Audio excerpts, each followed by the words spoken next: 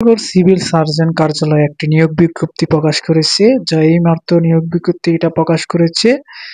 অনলাইনে আবেদন চলবে 14 অক্টোবর 2025 সকাল 10টা হইতে এবং আবেদন শেষ হইব 4 নভেম্বর বিকাল 5টা পর্যন্ত।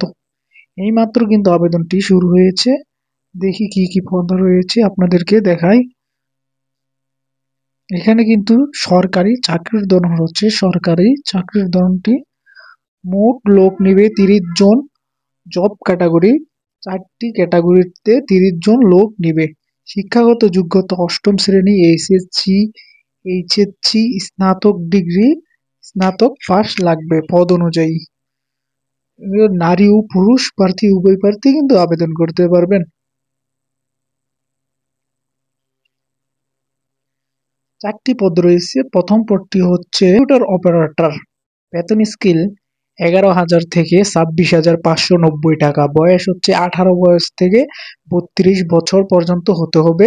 নিম্নতম 18 এবং সর্বোচ্চ 32 বছর। পদ সংখ্যা হচ্ছে একটি। শিক্ষাগত যোগ্যতা হচ্ছে কোন স্বীকৃতি বিশ্ববিদ্যালয় হতে বিজ্ঞান বিভাগে স্নাতক সমমান, স্নাতক ডিগ্রি এবং কম্পিউটার মুদ্রাক্ষরে প্রতি মিনিটে বাংলায় 25 এবং ইংরেজিতে 30টি শব্দ গতিসীমা থাকতে হবে।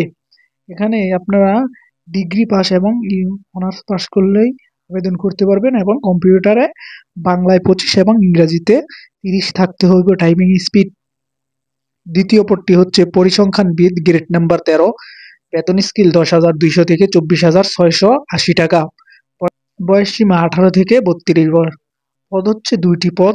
শিক্ষাগত যোগ্যতা হচ্ছে কোন স্বীকৃতি বিশ্ববিদ্যালয় পরিসংখ্যান, গণিত, অর্থনৈতিক বিষয়ে স্নাতক বা ডিগ্রি সমমান। কম্পিউটার চালানোর দক্ষতা থাকতে হবে। আপনারা কিন্তু অনার্স কিংবা ডিগ্রিতে উচ্চতর গণিত, পরিসংখ্যান, অর্থনীতি বিষয়ে যারা পড়াশোনা করেছেন তারাই কিন্তু আবেদন করতে পারবেন। আরেকটি পদ হচ্ছে স্বাস্থ্য সহকারী। গ্রেড নাম্বার 16, 9,300 থেকে 22,490 টাকা। 32 বয়স হচ্ছে 18 থেকে 32। এখানে কিন্তু 25 জন লোক আবেদন করতে পারবেন।